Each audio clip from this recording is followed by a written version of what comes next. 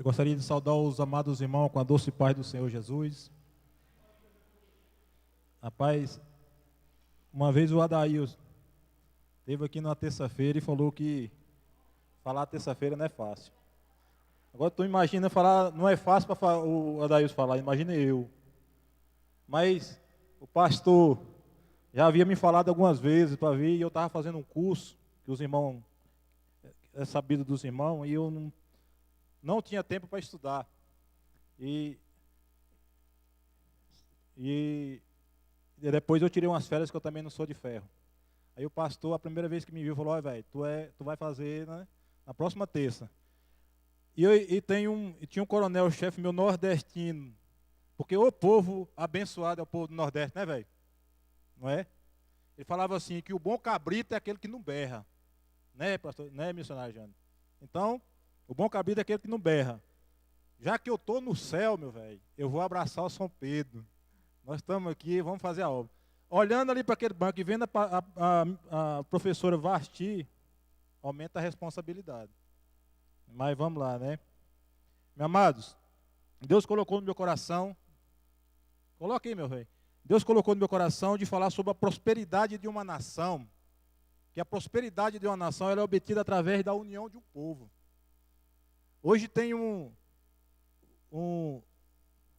pensamento muito errado com relação à prosperidade.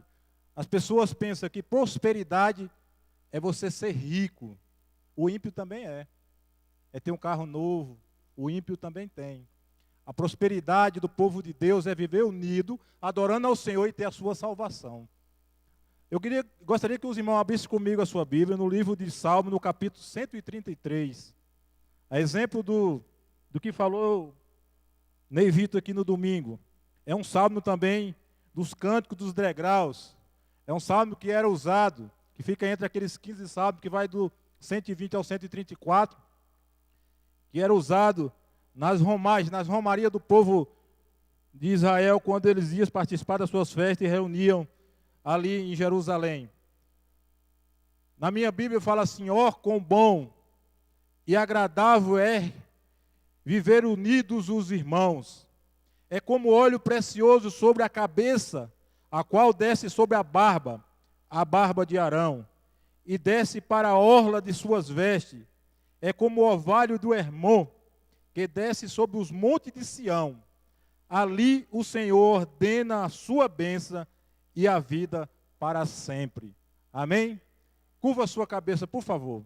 Senhor Deus, nós queremos te louvar, ó Pai amado. Deus, nós queremos te louvar pela presença real do Senhor neste lugar e nas nossas vidas. Meu Deus, eu quero te louvar porque o Senhor já falou conosco nessa noite, através do louvores, da oração dos teus filhos. Pai amado, eu quero te pedir em nome do Senhor Jesus. O Senhor continua falando conosco. Usa-me, ó Pai, de acordo com o querer do Senhor. Meu Deus, é a minha oração. Meu Pai, eu faço crendo na vitória que vem do Senhor, em nome do Senhor Jesus. Amém, amados? Amados, para falar de união, primeiro eu gostaria de falar um pouco de Israel, que é uma nação próspera. E por que Israel é uma nação próspera? Porque o seu povo se uniu. Nós sabemos, é do conhecimento dos irmãos, e uma das coisas difíceis de falar aqui é porque eu sou professor circular. E quando você vai ministrar uma aula numa escola de nível fundamental, nível médio, ou até superior, quando você leva um conteúdo, é novidade, né, pastor Vasti? É novidade. A grande maioria ali não tem nem noção do que você está falando. E poucos têm alguma noção. E aqui na igreja, né, pastor Zedequias? Todo mundo sabe. O que eu vou falar aqui não é novidade. Mas a palavra de Deus fala que ela é novidade de vida. Ela renova a cada dia. Né? O Espírito Santo fala de maneiras diferentes. E nós sabemos que o Estado de Israel foi criado há 4.000 anos atrás, através da família de Abraão, através daquele chamado lá no capítulo 12 do livro de Gênesis. Deus chamou Abraão para constituir uma nação. Ele falou que faria dele uma nação. Espiritualmente foi criado no livro de Gênesis, mas oficialmente foi criado após uma resolução da Assembleia das Nações Unidas no dia 29 de novembro de 1947. E assim foi prorrogado foi oficializado e foi tomado posse a partir do dia 14 de maio de 1948. E nós temos a alegria de ter um brasileiro que participou disso. Geograficamente, Israel é uma nação pequena. Aqui, quem estudou, eu creio que a maioria, ou todo mundo, estudou geografia. Quem sabe aqui o tamanho do Brasil, de cor? Você sabe, pastor? Você lembra? Alguém lembra? É 8.511.940.000 quilômetros quadrados. Você sabe qual é o tamanho de Israel? Sabe? Você tem uma noção, meu irmão? O tamanho de Israel é 20.700 quilômetros quadrados. É menor do que o estado de São Paulo. São Paulo tem 24.820 mil quilômetros quadrados. A nação de Israel tem 60% da população de São Paulo. A população de São Paulo hoje gira em torno de 14 milhões de pessoas. A população de Israel é 7.900. Olha que diferença. E aqui nós temos algumas características do povo de Israel. O povo de Israel sempre foi um povo peregrino, perseguido e escravizado. Olha, a primeira contenda de Israel foi lá no seu chamado para ser nação. Israel já começou a contender lá com Abraão, lá nas campinas do Jordão, quando ele contendeu com Jó. Quando ele não estava falando a mesma língua com relação ao seu gado. Estava havendo briga por causa do pasto de água. Teve que haver uma separação. Aí a próxima família já começou no ventre a briga de Jacó e Esaú. A escravidão no Egito devido brigas, contenda dos irmãos de Jacó. Aquela briga gerou uma escravidão de José e Deus permitiu que o seu povo fosse ser escravo no Egito. Após 40 anos, depois da saída do Egito, o povo de Israel foi peregrino no deserto de Israel por mais 40 anos, onde houve morte, muita contenda e muita murmuração. Após isso aí, Israel entrou na terra prometida, começou a estabilizar. Quando eles começaram a se estabilizar como nação, aí veio mais uma contenda. Israel tinha Deus como seu rei, mas eles não estavam contentes. Eles exigiu que Deus desse um reino para ele, a exemplo das nações vizinhas. E Deus constituiu Saul como rei. Saul foi um dos reis mais vitoriosos antes de Davi, até porque era o único, né? Foi o primeiro, e ele foi muito vitorioso, era um guerreiro muito vitorioso. Mas quando ele estava muito poderoso, subiu no seu coração o egoísmo, a inveja, e Deus e a desobediência, e Deus desinstituiu do seu reino, ungindo Davi, rei de Israel. Davi, para assumir o reinado de Israel, ele sofreu muita perseguição, ele teve muita luta, mas o primeiro ato de Davi ao assumir o reinado de Israel, ele falou assim: eu vou unir todos Israel, eu vou unir todas as tribos de Israel, porque eu sei que se eu unir as tribos de Israel, de norte a sul, Israel será uma grande nação. E assim ele fez, ele uniu as tribos de Israel, e por isso, por essa união, o resultado dessa união foi que Davi teve 40 anos de muita batalha, mas também ele teve muita conquista. E Deus agrada quando as pessoas se unem, quando há união no meio do seu povo. E melhor, além dos 40 anos de Davi, Deus deu 40 anos para Salomão de paz. Salomão não precisou fazer uma guerra. Tudo isso é resultado de uma união que Davi buscou entre o povo de Israel. Mas aí, meus velhos, veio um tal de Roboão. Roboão jogou 80 anos de conquista que Davi tinha feito junto ao povo de Israel fora. Uma falta de sabedoria, né? Uma falta de buscar os homens de Deus, a falta de ouvir os homens de Deus que estavam na frente de Israel. Ele ouviu um conselho de um jovem e por causa desse conselho, ele tornou a separar Israel. Israel teve 2 reinos, o reino de Judá e o reino de Israel. Amado, e a partir daí, houve só perseguição, só decadência e só luta em Israel.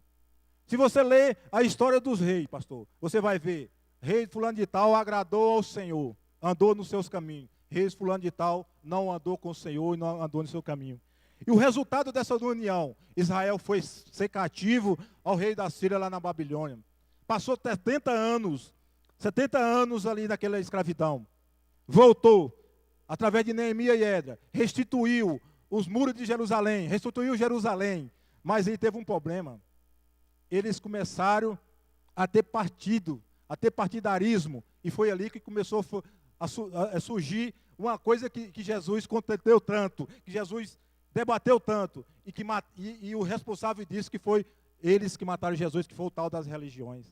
Ali foi fundado o judaísmo, ali foi fundado as outras religiões que quando Jesus veio, ele presenciou. Amados, e por causa mais essa contenda, mais esse povo sem união, Deus fez foi o pior momento de Israel.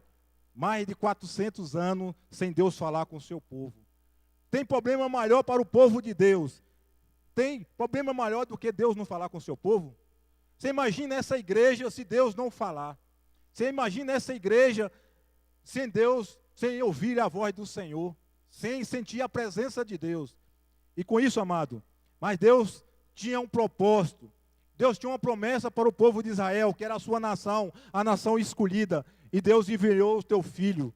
Amado, mas João fala no capítulo 1, no versículo 12, que ele veio para os seus, mas os seus não o receberam. Ele veio para a nação de Israel, mas a nação de Israel não o recebeu. Consequência disso, está lá no livro de Mateus, capítulo 27, versículo 25. Tem uma das piores frases, uma frase que o povo de Israel jamais poderia ter falado. Quando Pilatos foi ali lavar as mãos, acovardando, ele falou assim, que ele não tinha culpa sobre aquele justo. Olha o que o povo de Israel falou: que caia sobre nós o sangue e sobre os nossos filhos. Amado, o resultado disso aí, Israel ele tinha passado por toda a escravidão, toda a perseguição, mas ele nunca tinha sido destituído como nação desde a época de Abraão. E o resultado dessa frase maldita, dessa profecia, e do que o Jesus havia falado devido a ele não ter recebido, que não haveria pedra sobre pedra em Israel. 70 anos após, Roma invadiu Jerusalém, destruiu tudo, matou milhões de judeus e expulsou o povo, que esse povo espalhou para toda a nação. E a história disso aí nós sabemos que já foi no século passado, já foi na nossa era, né? Podemos assim dizer. Israel passou por um holocausto, por morte e perseguição. Mas um dia Israel falou assim, ele chegou a uma conclusão, após a oficialização do seu Estado em 1948, falou assim, se nós unirmos, nós seremos uma grande nação. Se nós unirmos o nosso povo, nós seremos uma grande nação. Eu vou falar uma coisa para você aqui, não existe nenhum povo no mundo mais unido que o povo judeu. Amado, é um povo que se ajuda, é um povo que contribui um com o outro. Se tiver um judeu no fim do mundo, passando de dificuldade, eles vão lá e ajudam. Agora você sabe por que o povo judeu é próspero. Porque há união e há contribuição um entre o outro. A fraternidade. Amados, e com isso, Israel se tornou uma das maiores potências do mundo. Com esse território que eu mostrei para você, com essa população menor que São Paulo, Israel tem o 37º PIB do mundo. Israel tem uma das maiores taxas de expectativa de vida do mundo. Israel é membro cativo, aquilo que o Brasil quer, da ONU. E tem uma taxa e um padrão de vida mais elevado. Você sabe quanto é a renda per capita? A renda por pessoa em Israel gira em torno de R$5.000. O salário mínimo nosso é 600 e pouco. A renda per capita de Israel gira em torno de 4.800, quase R$5.000. Você vê o que é uma nação quando eles se unem. Israel tem o melhor serviço de inteligência do mundo, pastor. Ele tem o Mossad. Eu que trabalho no serviço de inteligência, o Dail também está lá agora. Você sabe nós sabemos qual que é a importância do serviço de inteligência. Quando essas nações precisam do serviço de inteligência, o primeiro que eles pedem é auxílio a Israel. Você sabe qual é a taxa de educação em Israel, pastor? 65% do povo de Israel tem curso superior. No Brasil, 40% são analfabetos. Amado, agora nós vamos trazer isso para o nosso Brasil. Uma nação de 8.465.300.000.000 de, vamos falar assim, de quilômetro quadrado. Que é tudo para ser o celeiro do mundo. E é um país que passa necessidade, passa luta. Por quê? Porque não tem união. Aí vem o salmista e fala assim: quão bom, quão agradável é viver unidos aos irmãos. Nós sabemos que uma das tarefas mais difíceis é viver unido. A própria Bíblia nos mostra ali vários exemplos. Caim e Abel, né? José e seus irmãos, Miriam, Arão, Moisés, Davi e seus irmãos, dentre outros, que nós já citamos aqui. Uma das maiores dificuldades do mundo é viver em união. Exemplo é dentro da própria igreja. Amados, eu não sei porque eu não sei se é porque na hora que Deus foi me fazer, macho velho, faltou um pouquinho de material, então a gente não tem essa boa aparência assim. E diz que o filho, quando é feio, ninguém quer ser o pai, viu, Adailton? Ninguém quer adotar. Amado, a gente sofre muita discriminação, o bicho feio. O bichinho feio, viu, macho velho? Então, o que ocorre? Eu percebo na nossa igreja, na igreja do Brasil, na igreja chamada do Senhor Jesus, que há muita desunião. A igreja não cresce. Por que você acha que tem banco vazio na igreja? O mundo carece de Jesus, o mundo carece da graça de Jesus, o mundo dá ascendente. Todas as pessoas que você chega e fala, você precisa de oração, rapaz, você não precisa, antes de você acabar de falar, ela está pedindo. Quando ela não pede, ela aceita. O mundo carece de oração, o mundo carece de estar na casa do Senhor. Mas por que não está? Porque nós somos um exército, o único exército que guerreamos entre nós mesmos, entre si. É o único exército que guerreia entre si, é a igreja do Senhor. E Davi fala assim: quão bom e quão agradável viver unidos os irmãos. O Salmo 133 está dentro daquele chamado, né, de cântico de degrau, como já falei, né? Esse salmo era usado na romaria, e principalmente por ocasião das festas, segundo Levítico capítulo 23, quando todo o povo de Israel reunia para adorar o Senhor. Ele tem aqui a característica, o gênero sapiencial, o gênero da sabedoria, né? Onde se observa uma conversa didática, né? Quando nós falamos de didática, nós falamos da técnica de ensinar, e Davi era um mestre do ensino, com o objetivo de realçar a importância do sentar junto. Quem de vocês aqui, principalmente os mais velhos, lembra quando nossos pais, quando nós sentávamos na porta da nossa casa para conversar, para compartilhar? Quem lembra disso aí? E hoje, cada um de nossos filhos tem um computador no seu quarto, uma televisão. Nós não sentamos para conversar nem com a nossa família. Eu não sei aonde a maioria aqui mora. Eu não sei o nome da maioria aqui. É falha dos irmãos ou é falha minha? A maioria dos irmãos não sabe nem onde eu moro. Amado, nós não compartilhamos a bênção, nós compartilhamos a nossa amizade, nós não sentamos junto. E esse salmo, ele traz a importância do sentar junto. Amado, esse salmo divide em 3 partes. Vai aí, velho. Divide em 3 partes aí. Em uma afirmação, está no versículo 1, né? Ele fala: quão bom e agradável que vive o irmão. Ele afirmou que é bom viver os irmãos. Ele divide a segunda em 2 comparações. Ele compara como o óleo que unge o sacerdote, e compara, e faz uma comparação também com o monte do Hermon, e uma justificativa em forma de conclusão no versículo 3. Vai lá, meu rei. No versículo 1 ele afirma que a unção dos irmãos é boa e agradável. Amado, Uma coisa agradável é aquilo que você tem prazer de ouvir. A coisa agradável é aquilo que você tem desejo de participar, de estar junto, né? E como é que está sendo a nossa amizade? Como está sendo a nossa amizade? Como está sendo o nosso relacionamento? Será que vocês têm prazer de estar perto de mim? De conviver comigo? De conviver com o seu irmão? Esse salmo declara o propósito temático, né? O tema do... Passa aí, velho. Ele declara o propósito temático. E quando fala de tema, olha na Bíblia de vocês aí e vê qual que é o tema desse salmo. A excelência do amor fraternal. Quando uma pessoa fala de excelência, quando ele usa esse pronome pessoal, ele está falando de coisa poderosa, de alta autoridade. Então ele declara o propósito temático. Sendo um hino de uso no culto público, este exalta o valor da unidade do povo de Deus no contexto do reinado teocrático, no governo de Deus. A igreja é governada por Deus. Um exemplo do governo de Deus é a igreja do Senhor. É a igreja do Pompeia, é a Assembleia de Deus do Pompeia, é o governo de Deus. Então ele fala do valor da unidade deste povo. Ó, quão bom e agradável é a expressão ó, também traduzida em eis que, né?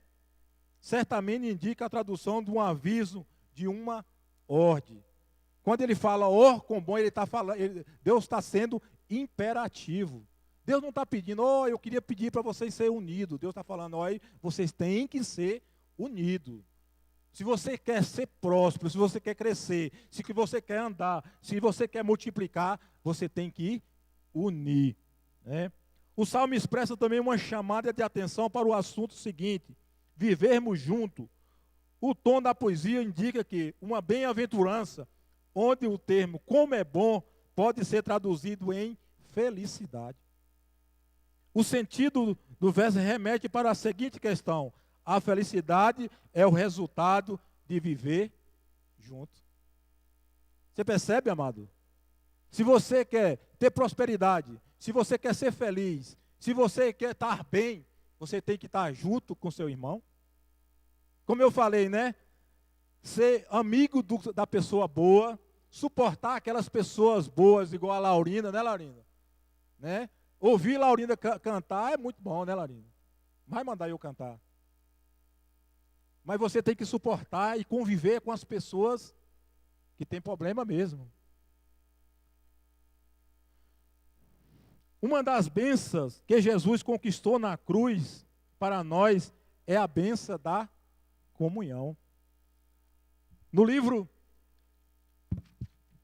de Gálatas, no capítulo 3, versículo 28, fala assim: desartes dessa arte, né, dessa forma, não pode haver judeus nem grego, nem escravo nem liberto, nem homem, nem mulher, porque todos vós sois um em Cristo Jesus.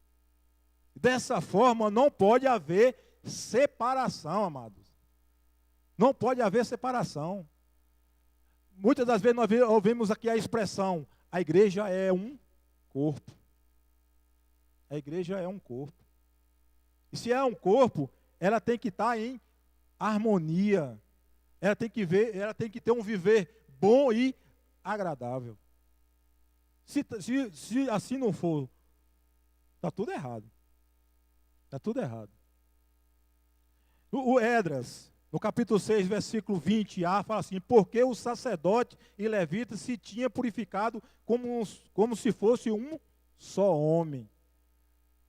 Quando Esdras descobriu, achou o livro da lei, e reuniu e mostrou para o povo, e quis fazer, e proclamou ali uma consagração ao povo de Deus, né? Ele falou: olha, vocês, líderes, sacerdotes, nós vamos consagrar como se fosse um só homem. Não tinha divisão. Não tinha ali não tinha a turma de Esdras, não tinha a turma de Neemias, não tinha a turma de Judas, não tinha a turma não, era uma só pessoa. A igreja também tem que ser desse jeito, amado. Aqui não pode ter a turma do pastor Valteir, a turma do Lauro, a turma do pastor Zedequias. Eu sei que tem os mais chegados, até Jesus tem. Mas a união tem que ser com todos. Né? Nós temos que fazer como um só. Amós, no capítulo 3, versículo 3, ele fala assim, ó, andarão dois juntos se não houver acordo entre eles? Não anda. Amado, tiver uma coisa que é um mistério, que eu acho um dos maiores mistérios do mundo, é o casamento. Você conhece uma pessoa que não tem nada a ver com você, de outra cultura, de outro lugar, de outra família, e você une com aquela pessoa, vive, convive, constitui família, né? Se o diabo não entrar, se ela não permitir que a intromissão do diabo na vida dela, ela viva até morrer. Tem mistério. Mas se não houver concordância entre a mulher e o homem, tem casamento, pastor? E se não houver concordância entre o povo de Deus, tem crescimento, pessoal? Por que o Brasil está tão... O Brasil é tão bagunçado, principalmente na parte social? O Brasil faz até vergonha você falar que há trabalho social no Brasil. Porque não há união. O Brasil é um dos países que tem mais partido político no mundo. Tem partido para todo, tem partidarismo para todo canto. É cada um puxando para si, cada um puxando para um lado. Israel se uniu e chegou a essa conclusão. E ele é uma nação abençoada. Atos capítulo 2, versículos 40 a 44 a 47, fala assim, todos os que criam estavam juntos e tinham tudo em comum, vendia as propriedades e bens e repartia como todos, segundo cada havia o seu mistério. Amado, a igreja primitiva cresceu, a igreja primitiva prosperou porque havia união. Nós vemos a maioria, muitos irmãos nossos aqui passando necessidade. E nós nem visitamos, nem para orar. Nós nem oramos, nós não compartilhamos nem nossa oração. Quer ver um exemplo que nós não compartilhamos nossa oração? Quem de vocês aqui orou hoje para um missionário? Quem orou? A irmã Jane, a irmã Basti, a irmãzinha, para o missionário que está no campo. Pastor aqui. Eu não orei. Nós não compartilhamos nem as nossas orações. E será que aquele irmão, o nosso irmão que está lá, correndo risco de vida, não precisa da nossa oração? Ele precisava até de mais, precisava até de dinheiro. Da nossa contribuição. Mas como nós somos mesquinhos e não contribuir, nós podíamos contribuir pelo menos com a nossa oração. Nem nisso nós não somos unidos. Atos 44, 32 fala assim, e era um só coração e uma só alma, a multidão. Aleluia. Aleluia.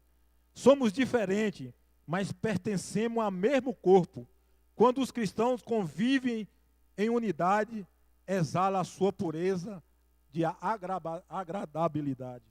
Amado, quando nós vivemos em união, quando nós vivemos unidos, nós somos agradáveis. 2, fala assim, ele compara a união dos irmãos com a presença agradável de Deus. Ele compara os irmãos com a presença agradável de Deus. Você sabe por quê que o profeta, que Davi considerou isso aqui, amados? Porque onde há união, onde há o mesmo pensamento, onde há o mesmo compartilhar, Deus faz presente e opera maravilha nas nossas vidas. Você já viu como é gostoso quando reúne alguns irmãos, e são poucos, porque os irmãos de oração na igreja, infelizmente, são poucos, reúne para orar com um propósito? Você já viu como Deus fala e como Deus manifesta? Porque naquela oração há união. Então, amado, ele compara isso aqui com o agradável de Deus. A unidade indica a unção de Deus sobre o seu povo, sinal da presença de Deus. É deste modo que deve ser a nossa comunhão com o povo de Deus. Isto é, Deus deu ordem a Moisés que fizesse um óleo para que ungisse todos os sacerdotes. Este óleo era tão precioso que ninguém podia fabricá-lo para o seu uso pessoal ou comercializar. Não podia ser banalizado, pois era o símbolo da unção do Espírito Santo em nossas vidas. Amado, aí ele fala, olha como óleo precioso sobre a cabeça. O óleo representa a presença de Deus na nossa vida. Quando fala que você está ungido, está falando que você está com a presença de Deus na sua vida. Aí a Bíblia fala que ele desceu sobre a cabeça de Arão pela barba e foi até a orla. Isso remete que a unção de Deus, ela não é pela metade, ela é completa, né? Jesus, ele quando unge o teu povo, ele unge de cima para baixo, e ele unge como um todo. João capítulo 3, versículo 34, assim, porque aquele que Deus enviou, fala a palavra de Deus, pois não lhe dá Deus o Espírito de medida. Deus, quando Ele nos dá o Espírito Santo, Ele nos dá por inteiro.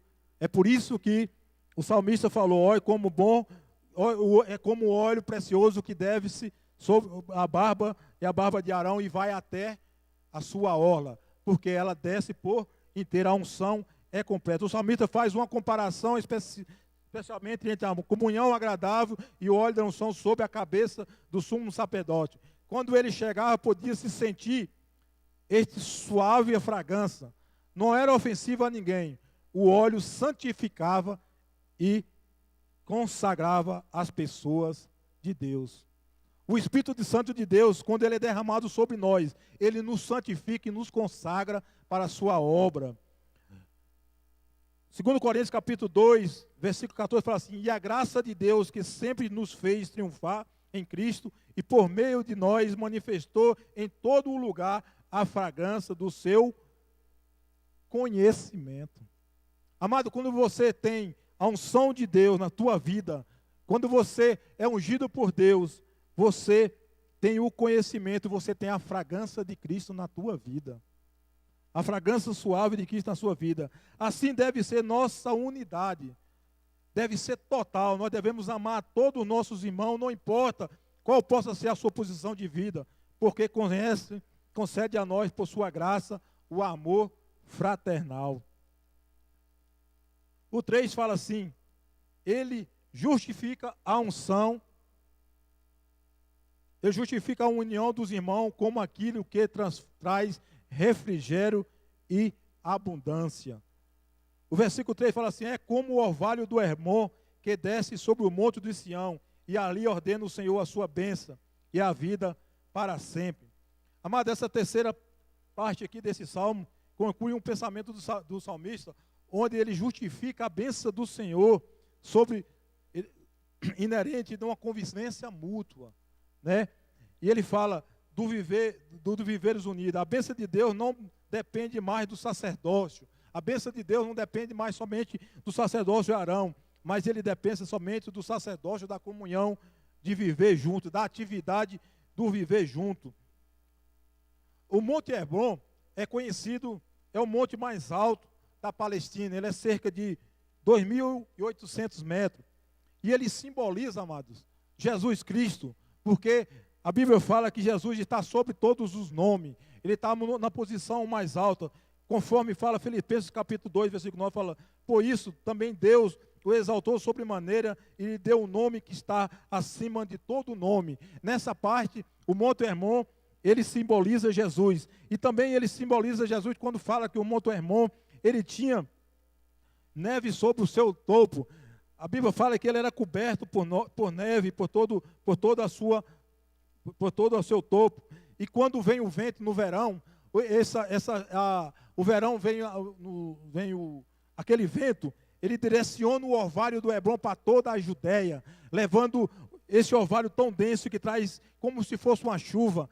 Aquela região é uma região árida, uma região morta, uma região difícil de convivência. Mas a graça de Deus que é descida do Hebron, a graça de Deus que é descida desse monte, através do orvalho, desse orvalho denso, ele traz a vida para o povo da Judéia, e essa vida, ela estende do norte, de onde fica o Monte Hermon, até o sul, onde fica a cidade de Sião. E Deus derrama a sua graça, assim como Deus faz com a tua igreja. Deus derrama a tua bênção no teu altar, e essa bênção estende até nós que estamos aí nos bancos, porque a graça do Senhor, ela alcança todo através desse denso orvalho, através dessa densa bênção.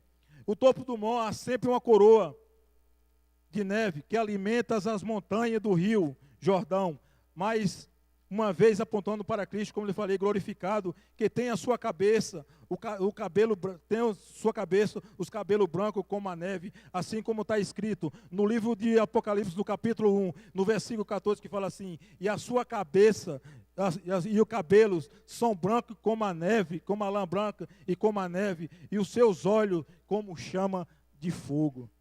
Amado, se você reparar, tudo na Bíblia direciona para Cristo. E tudo o que há em Israel simboliza Cristo. Tudo o que há em Israel simboliza Cristo, até os seus montes.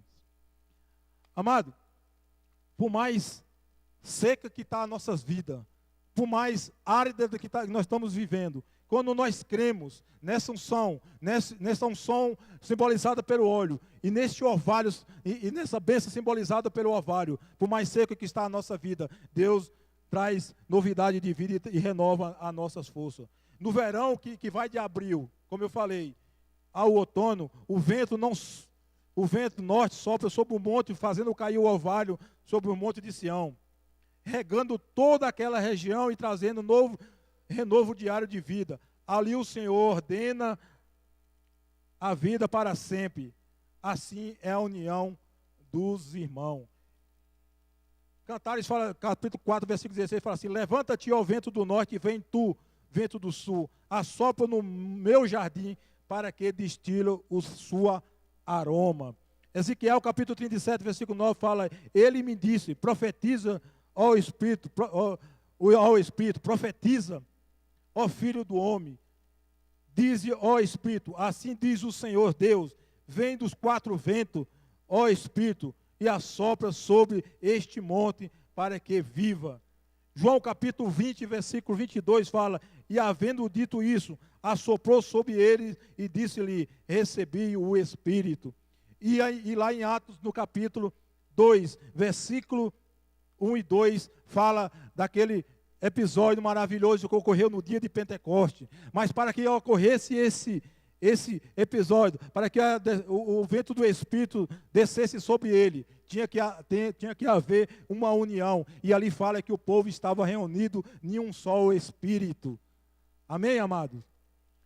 E quando o povo se reúne em só um Espírito, Deus derrama a tua bênção. O Espírito Santo de Deus manifesta e faz grandes coisas na nossa vida. O apóstolo Paulo escreveu para a igreja de Filipos, no capítulo 4, no capítulo 2, versículo 1 a 4. Ele colocou alguns pré-requisitos para que o povo tivesse a sua bênção. Ele falou que o povo devia andar em consolação de amor e comunhão no Espírito. Se o povo quisesse ser abençoado, se a igreja de Filipos quisesse crescer, ele tinha que andar em consolação e amor e comunhão no Espírito. Tinha que viver do mesmo amor, o mesmo ânimo, sentindo a mesma coisa.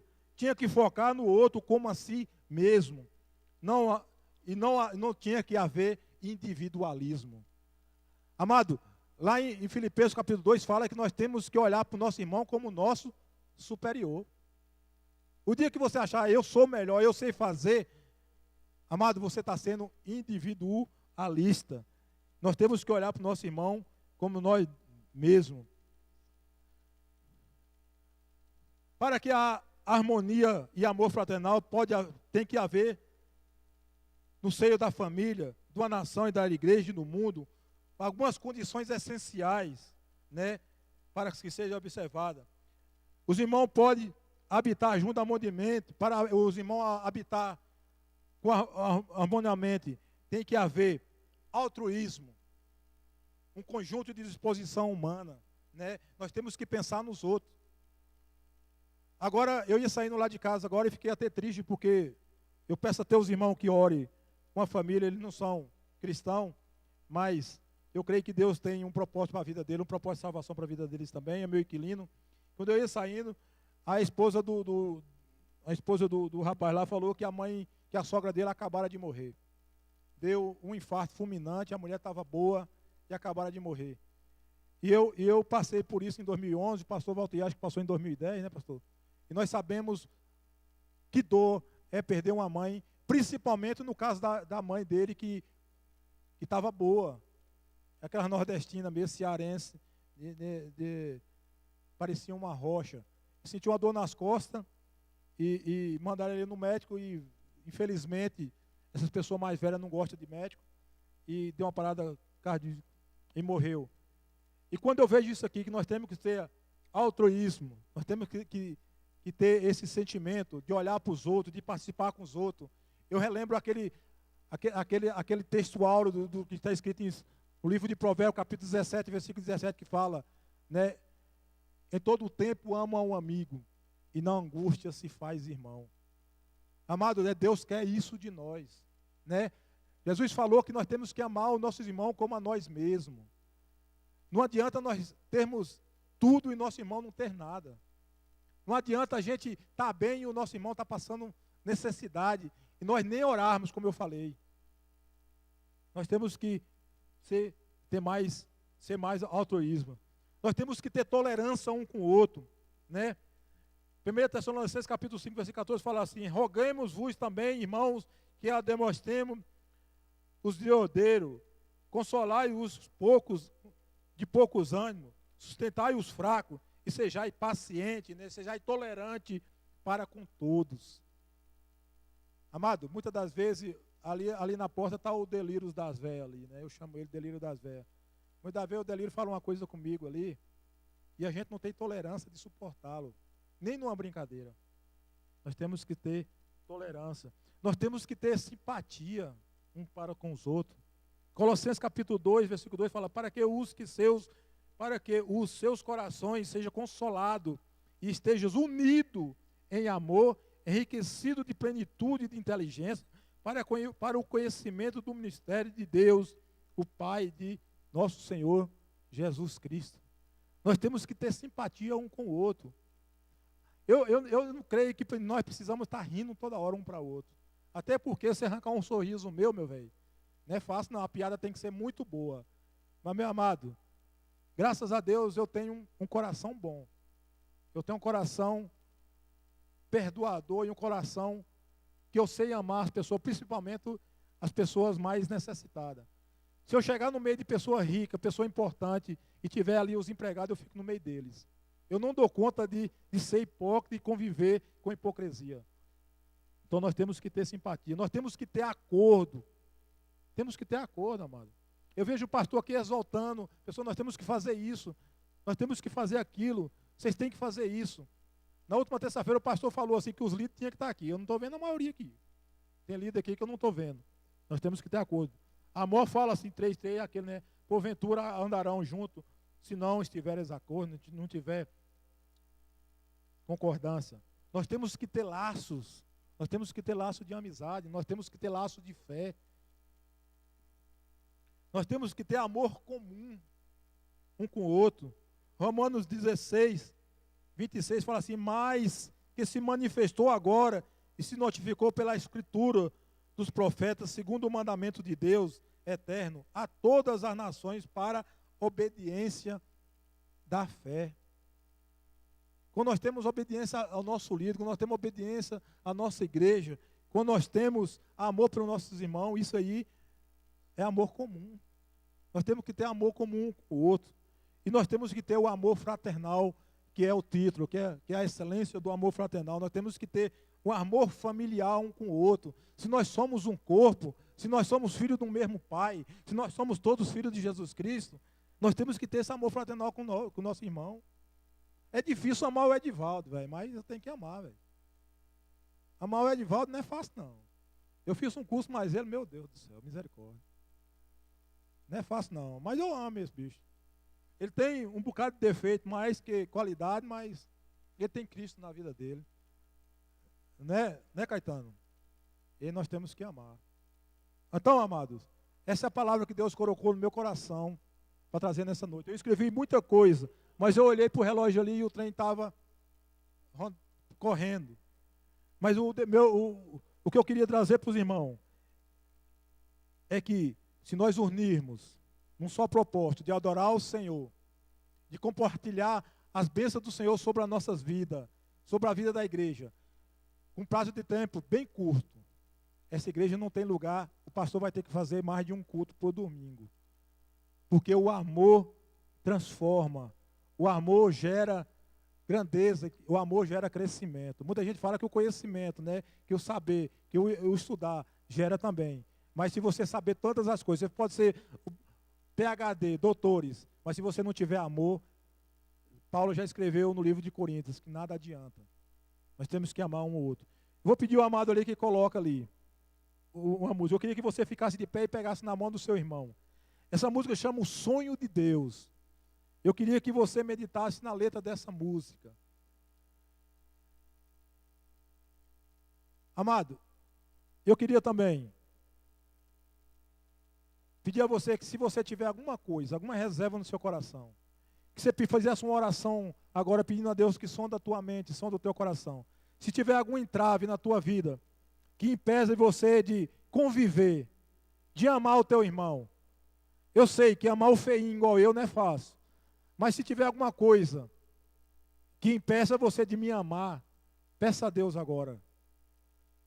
Amado, e se esse impedimento de se você me amar for da minha parte, eu já aproveito essa oportunidade grandiosa que Deus me deu para pedir perdão a você. Porque eu quero conviver com você em amor. Eu quero conviver com você num amor fraterno, como uma família do Senhor. Se depender de mim da igreja crescer, eu quero morrer abraçado aqui com o pastor para ela crescer. E eu creio que se cada um de nós fizermos isso, né, compartilhar a nossa oração, compartilhar o nosso talento, compartilhar o nosso tempo, compartilhar o nosso amor, essa igreja vai crescer. E nós vamos crescer mais ainda na graça e no conhecimento da palavra do Senhor. Pode ali, soltar, meu amado.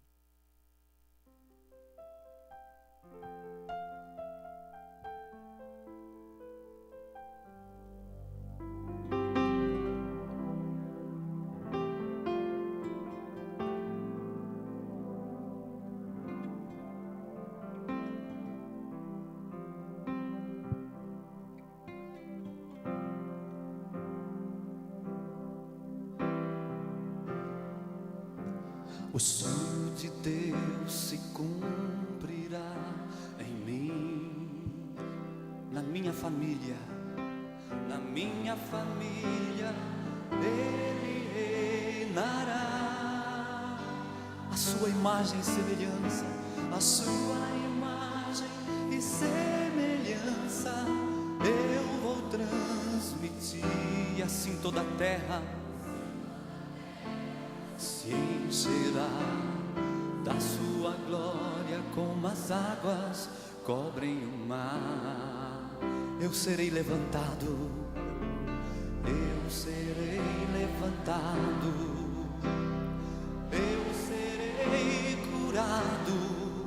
O Senhor realizará o seu sonho em mim.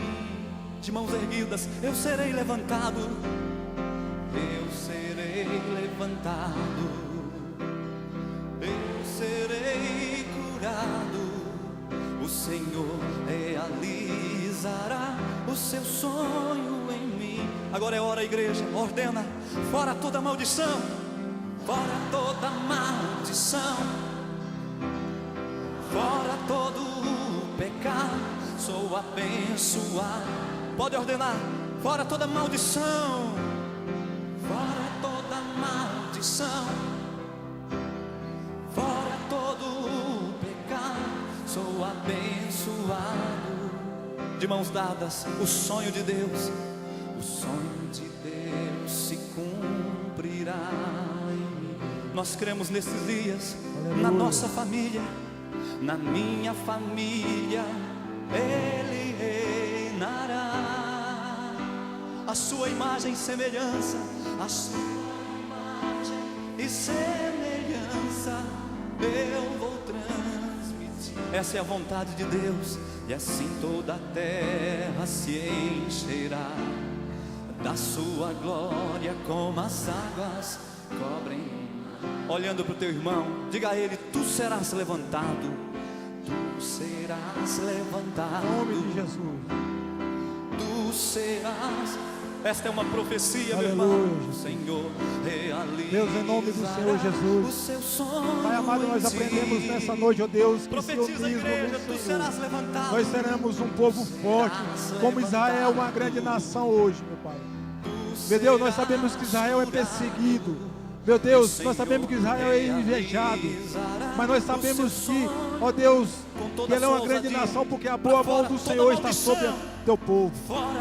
Meu Deus, ensina-nos a amar os nossos irmãos.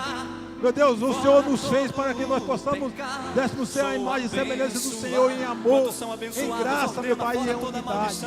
Senhor, em nome do Senhor Jesus, ensina, meu Deus, o teu povo a unir no Senhor.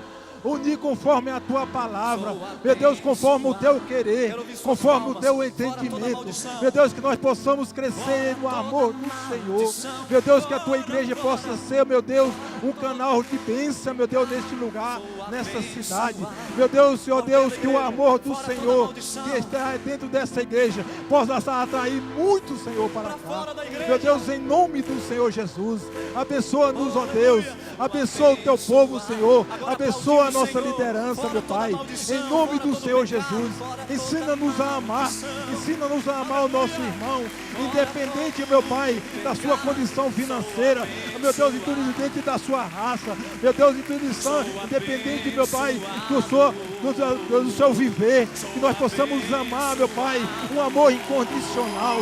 Senhor, abençoa o teu povo nesta noite, nós te louvamos, Jesus, nós te louvamos, Senhor, porque nós sabemos que a misericórdia do Senhor tem sido renovada sobre a nossa vida cada manhã.